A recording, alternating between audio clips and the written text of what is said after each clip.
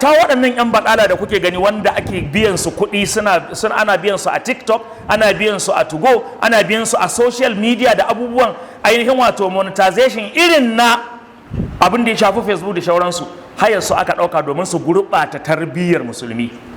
Kaga wane ya zo ya auri mata, su fito kan abin nan su haɗa conference a yi zazzage-zage, ke yar iska, ke munafuka, ke tsinanniya, ke kaza ke kaza, to aiki ne kansa baya kaza, wani an yi kaza. Wallahi hayar su aka ɗauka don su gurɓata tarbiyyar 'yan matanmu.